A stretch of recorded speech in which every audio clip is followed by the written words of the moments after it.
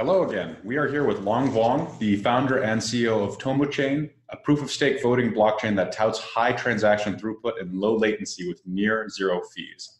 How are you doing today? Hi, Michelle. For our audience, where are you calling in from today? I am staying in Hanoi right now. Hanoi is where our engineering team and development team is staying. So why don't you start us off and try to give us some background on how TomoChain got started and how you got involved with this project initially. So I was involved with cryptocurrency and crypto industry in early 2008, 2013, and one of the things I did early on is to involve in building some alternative cryptocurrency blockchain like NXT, and then co-founded NEM. I left NEM in late 2014, and TomoChain is a project I started in 2016. And I think the goal with TomoChain is building a public blockchain that can support smart contract and focusing on security, stability, but also in performance. That make sure that the application built on top of TomoChain can be attractive to mainstream user and mainstream entrepreneur to build stuff on. So what's the major problem that you saw that you wanted to solve when you started building TomoChain? So we started in 2016 by trying to build a decentralized application on top of Ethereum. And at that point, right, in 2017, we know that the issue of CryptoKitty, when they have a lot of users at the same time using the app, then it's a congested the Ethereum network. And we actually saw that in early 2017.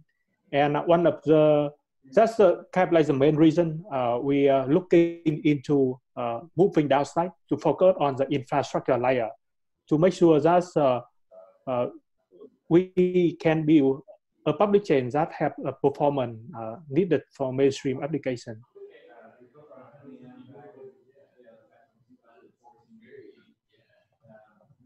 So right now, kind of explain where is TomoChain currently at in terms of technical development? What stage in the life cycle would you say that your service is currently sitting at? We started in kind of like 2017 to build and design TomoChain. We did the public sale TomoChain in March 2018, and we have been working on TomoChain 1.5 years, and we launched the mainnet in December 2018, right? So we already have the mainnet running for, I think, 3 months now, and we got the initial design pretty much, on point. We have like 150 mastodons right now running and maintaining the public blockchain from all over the globe, right? In terms of technical specification, TomoChain is capable of doing 1,000 transactions per second right now. And we got a brief period in January when some spamming sending a lot of transactions to the network. And in a few blocks, we got like more than 2,000 transactions in one block, which is 2 seconds. So I think our mainnet is very performant. The block time is 2 seconds to 3 seconds, comparing to 15 to 20 seconds with Ethereum. And from user point of view, or our application developer point of view, then the chain have to be stable, right? It have to be secure. But in terms of performance, block time, short block time, and cheap transaction fee is critical. And that's what I think TomoChain is having right now. Well, there are quite a few projects which are trying to tackle the transaction fee problem, the transaction throughput problem, and there's so many different blockchains competing in this particular space because once the CryptoKitties really debacle happened, and the whole Ethereum network was slowed down by the number of transactions getting facilitated by those two smart contracts. People saw that there was a big problem with Ethereum that either Ethereum needed to solve or some other competitor needed to solve. Mm-hmm. So what makes TomoChain different from Neo, EOS, TRON, these other blockchains that say that they're trying to offer that same thing, high transaction throughput, low speeds, and even some would argue maybe even a similar consensus and voting mechanism to TomoChain. So why don't you elaborate on that a little bit more? I think a little bit more in terms of background first, right? I am a firmly believer in a crypto industry and building kind of like the new internet of finance and internet of value based on public blockchain, right? And I think it's somewhat equivalent to how we build the internet in like 2018, 2019. And there was a period called protocol war. But in 2018, right? So we know that ICCP was winning the internet war. But at that point, I think in 2018, there are like 20, maybe more than that, different internet implementation. So eventually some TCP, ICP winning. So I think that's what is happening right now, right? We know that we have Bitcoin, we have Ethereum, we have EOS, we have TRON, even some smaller public blockchain like Trezor, Lix, right? And now we have TomoChain. We currently have 150 nodes running? Right now, there's 160 masternode candidates. And of course, 100 and the top 150 as the one who create new block and validate new block right now. Yeah. So why this number 150? Is there any particular reason why you didn't choose a larger number, say 200 particular nodes, or a smaller number like EOS and some other blockchains have chosen, like 21 or 27? The number of 150 is mostly come from empirical evidence. So like empirical evidence we have from the testing. We want to have a number, right, that is big enough to make sure the system decentralized and secure, right?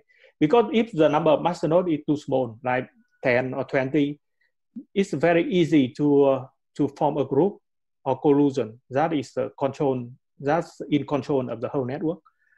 But at the same time, right, the bigger the number of the masternode, the slower the performance of the whole network is. We coming down to 150 from initially we start with 99 masternode, right? And after some testing and we decide to go with 150 masternode. I think you know where we are right now, and we're going to stick with the number for a foreseeable future. So one interesting thing that EOS did is they initially wanted to start with 150 master nodes, but they later found out through their own testing that using a smaller pool of nodes may produce the same amount of decentralization with the additional efficiency gains that you just talked about. So in your system where you have 150, what prevents one single person, say myself, from running 5, 6, 7 different master nodes and reaping those same rewards while still increasing the centralization and ignoring that this cap, this 150 nodes, is meant to try to increase that by having as many participants participate in consensus as possible? I didn't know that EOS starting with 150 node discussion, right? So that's a good amount of information. From my point of view, right? So I don't mind one group or one people owning more than like maybe 5 masternode or 6 masternode or even 10 masternode. The reason is when what we are seeing is there are only like maybe 3 big mining pool with Bitcoin. But the reason is still decentralized because the user can actually leave the mining pool or join the mining pool fairly easily. That's the same time with the masternode system, right?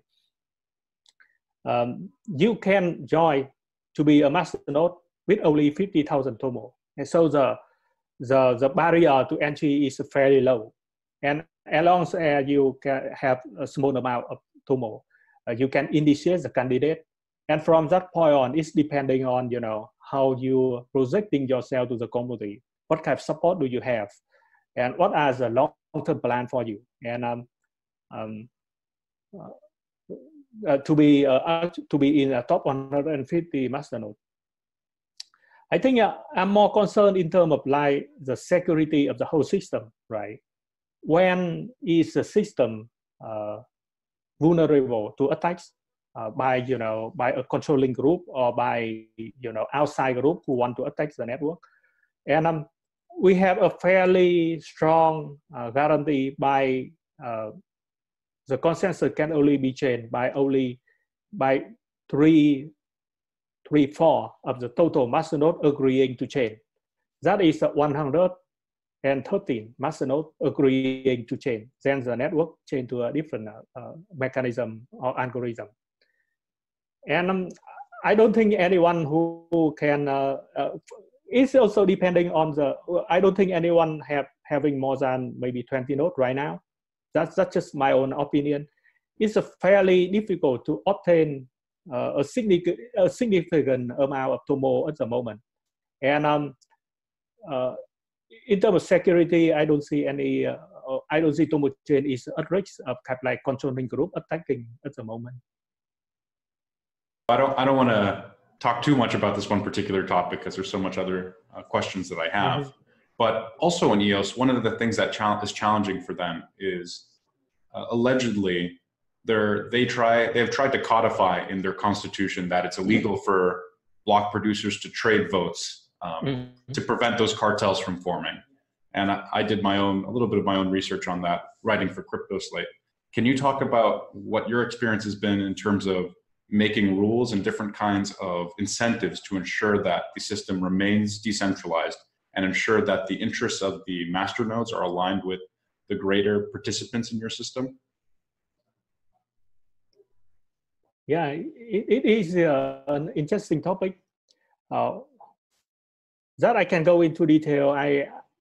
That's why TomoChain is more resilient to work collusion and the collusion of the bad guy, right? And because sometimes grouping a group of people with share mindset is not a bad thing, right? Because a group of like-minded people can achieve bigger things than just on individual alone, right? So I don't mind, like, for example, like some people who agree to do a certain thing and group together and do that. That's totally natural, right? One of the things we did is we have the voter reward built in the consensus, right? The POS, we have a ratio of reward, of block reward. So 50% going to the voter and staker, and 40% going to the masternode, and only 10% is going to the foundation, right? Meanwhile, in the depots, that's EOS is doing. I understand that's the reward going to the 21 block producer, and they will be the one who share the reward to their voter. Thank you for your perspective on that. So since we're on the topic of tokens and rewards and incentives, why don't we talk about how much Tomo was generated initially, how those funds are distributed to different parts of the ecosystem, and how you're spending those funds to foster the TomoChain community? Mm-hmm. So we did the ICO in March 2018, right? We collected around 8.5 million at that time, and we sold 50% of the total token in existence, 50 million Tomo. So the rest of Tomo right now is we have block reward over the 8 years, 17 million Tomo distributed as a block reward. It actually not created yet. We created over time, like in 8 to 9 years, around 17 million Tomo. And then so we have a next chunk of Tomo is 12 million distributed to the team. And the next big chunk is will be reserved for the ecosystem. It's 16 million Tomo. And I think it's of course when we talk about financial kind of like financial governance, right? There also will be a lot of view and a lot of kind of like opinion. But from my point of view, right, I'm a product builder. I'm really focusing on, you know, if you want to build a great ecosystem, you have to start by, you know, building a good product. And if someone, right, want to use Tomo to build product, then the payoff from the venture have to be greater than the cost it go into it, right? I'm fairly strict about, you know, evaluating what is the kind of like creating value for the ecosystem as a whole. And we have, that's why, you know, we don't giving out a lot of money to 1,000 projects at the same time, right? We just trying to make sure that we can identify what is valuable and spend money on doing that. Is that the answer for your question? That is certainly the first part. So the second part is where you said that you had, if I'm not mistaken, 12 million reserved for your team. What are you currently spending those funds on? Like, what are the initiatives that you're really focusing your resources on, both in terms of developers and in terms of tokens? And then second, what are you using the 16 million that are reserved for strategic partnerships? Where are you allocating those funds? And what are some upcoming projects that you think are going to be good uses of those funds? Okay. So looking at the team right now, we actually doing much more than people kind of like know about, right? Because obviously the first big chunk of TomoChain is the core client. That's every masternode is running. That is open source, is in the TomoChain GitHub right now. We also writing some of the most popular DApp on in the ecosystem, such as Tomo Master, Tomo Scan, and Tomo Wallet. And we actually building a gateway, so that's kind of like a transaction gateway. So that's third-party smart contract developer and third-party application developer can use the transaction gateway to put the transaction into the blockchain. Right.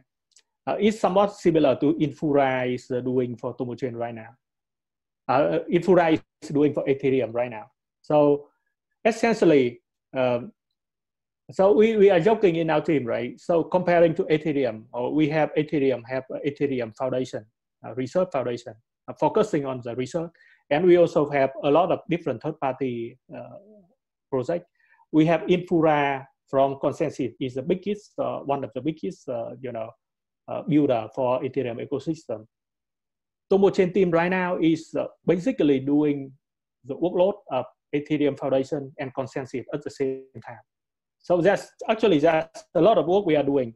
And of course, we have TomoChain Japan is doing enterprise focus and also community building. TomoChain Japan is kind of like a partnership between TomoChain Global and VNext, which is one of the IT solution provider in Japan. We have the team as a team focusing on enterprise, working with some other projects such as Alpha Blockchain, Savicom, and CMC. They are mostly IT solution provider as well. So currently, the focus for us in terms of UCD development as on Asia, right? Japan and Southeast Asia mostly. And hopefully when we finish the X protocol later this year, we can open up to more business development in Europe and North America.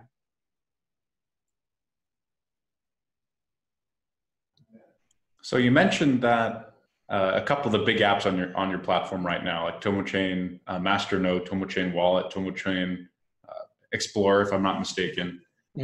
what are some of the bigger projects that weren't developed by your team? So community-led initiatives that have become successful dApps on your platform. It's still a very early stage right now. What we have is TomoChain Japan is actually not being a part of TomoChain, right? So it's a joint venture. Of course, we have a say in what they are doing, but they are autonomous project, autonomous team right now. TomoChain Japan is an autonomous team. We have a TomoSwap team, which is totally not controlled by TomoChain core team. We going to announce TomoSwap team soon, and of course we have a totally different autonomous team like Midas. Midas is doing the wallet, multi-chain wallet, and they are building TomoDice. It's a gambling game, one of the first in TomoChain, and we have a team looking at TomoChain to work on a kind of like security token framework. Right now, it's not announced yet because they are still kind of like making the design decision, and it's not officially announced yet. So when we are done, we are complete the TomoX, there will be several team, the independent team working on different relayers for TomoX. So they are also a big part of the ecosystem, and I think so. We try to attract more third-party developer to build on TomoChain, but I think I mentioned this before. We have a fairly strict standard on what can create value. We don't want you just have an idea and you can spend like 1 million or something that have no return, right? So no financial return. Yeah, I think so. We really open to collaborate with different third-party team to actually build cool thing on TomoChain. For example, I think some of the thing I think is important. That's we will be happy to fund using the ecosystem fund if someone is really doing that as a prediction bucket, right? And algorithmic stable coin like MakerDAO. So yeah, the as a project I think won't be built by the TomoChain core team, but I hope the ecosystem developer will pick them up and build that. So I also heard you talk about quite a bit about the different partners that you're working with and the other people that you're really collaborating with to build this new ecosystem. Why don't you talk about some of your most important partners and then maybe some potential or partners that you have coming up in the pipeline that you're trying to secure? TomoChain Japan, right? So one of the biggest focus for us is the Japanese market, right? And TomoChain Japan is definitely kept like the center of our Japanese focus. And in terms of finance, we are looking at several different partners building on TomoChain. So we're going to announce it over the course in 2019, but yeah, I think the financial partner who actually kind of like partner who building financial product as a big part of the picture for TomoChain. I've also heard rumors that you had a partnership with Kyber Network recently. I think it's not a rumor, right? It's well known that we have a good relationship with the Kyber team. For example, Tomo ERC20 token was listed in a Kyber network a few months ago, right? But of course, after we moved the token to our mainnet, the Kyber network cannot support TomoChain anymore. So that's the reason they are going to build something on TomoChain to support a TRC20 token on top of TomoChain. Yeah. So I'm also interested in a little bit more about your background and kind of what your perspective and where the industry is going. So how did you initially learn about and discover blockchain and Bitcoin? What was kind of your first exposure to this whole ecosystem? So I think my background was in economic research. I did my PhD in economics from 2006 to 2014. And I read something about Bitcoin, I think early in 2012, 2013, right? And I started to actually involve with building a crypto project in late 2008, 2014. I think the perspective of crypto, crypto industry is a mix between kind of like technology and economic, so, and to actually building kind of like crypto internet economy. So I think we just at the beginning right now, like I discussed in the meetup, the whole market cap and the whole influence of the crypto industry is very small. And the thing to make it bigger, right? How we can make the influence of the crypto economy bigger is actually building useful product and make value, create value for mainstream user and mainstream entrepreneur, right? I think the mainstream entrepreneur and mainstream developer as kind of like the prime target, right? Because from my experience as a developer, I have a time of being an engineer as well. It's just if you try to work on some financial product, right? If you try to work with the traditional financial system, you go into the bank, they're not going to give you API, or the API is really bad. It's very hard to build something on their user, right? On the other hand, we have the crypto economy, right? Everything is open source. Most of the things are open source. And everything, if you want to build something, right, just download, fork the code base into your laptop and build something. And you have the end user ready to use your product like tomorrow when you publish it. It's very easy, it's permissionless, and I think this is the future for Internet of Finance. Of course, there's on their downside, right? Because of the economy, the crypto economy is so small. So the group of end user is also small. And from the point of view of a crypto entrepreneur, they need to make something that create value for a lot of users to actually to be sustainable. I think it's going to happen over time, right? And we have the bear market in 2018. It was not very nice. But overall, right, over 10 years, we are still growing, we're still moving forward. And I think the trend will continue in the next 10 or 20 years. Do you have any predictions for the next 10 years then? It's a long time frame, but where do you see this technology going, and how do you think it's going to impact the lives of the average person? Yeah. So just one very kind of like typical example, right? So we have the internet. You can send your message. I can chat with you, right? Very easily. That was not possible like 20 years ago. But it was not possible right now to actually, for me in Hanoi, Vietnam, to buy a house in the United States, right? I can actually kind of like participate in the Facebook, Facebook IPO, or I can be kind of like a seed investor of startup in Silicon Valley or Israel, right? On the other hand, I think it's like a lot of regular average Joe person in United States, there is no way to accept, develop kind of like growing economy like in Vietnam or in Indonesia, or they have to kind of like send money to kind of like a big bank, or big hedge fund who do something, they are middlemen who do something maybe not very competent, right? So I think there's still a lot of friction in the kind of like the finance industry right now, and that's what I think crypto industry and crypto finance trying to eliminate, creating kind of like a level playing field for anyone globally, can join and create value. And if you are smart, you can be anywhere and make money. I think that's kind of like the promise of Internet of Value.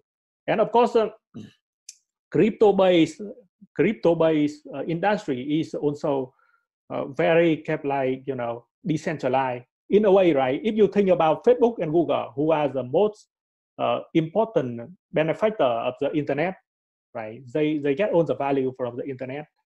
taking all the value. I don't think it's going to happen with internet of value based on blockchain, because that the value will go to the token holder, right? And they can be like anywhere, and they can be distributed. So I think the ZER future, I think ZER is the future I'm looking for, and I'm still a great believer in that is possible to build. Thank you so much, Long Vuong, for taking the time to interview with me. It was really great. Thank you, whenever you have time to stop by Seattle, feel free to come by, and we'll be sure to come here with a meetup and chat and talk more about your project. You're here with CryptoSlate. Thank you so much for tuning in, and have a good night. Thank you, Michelle.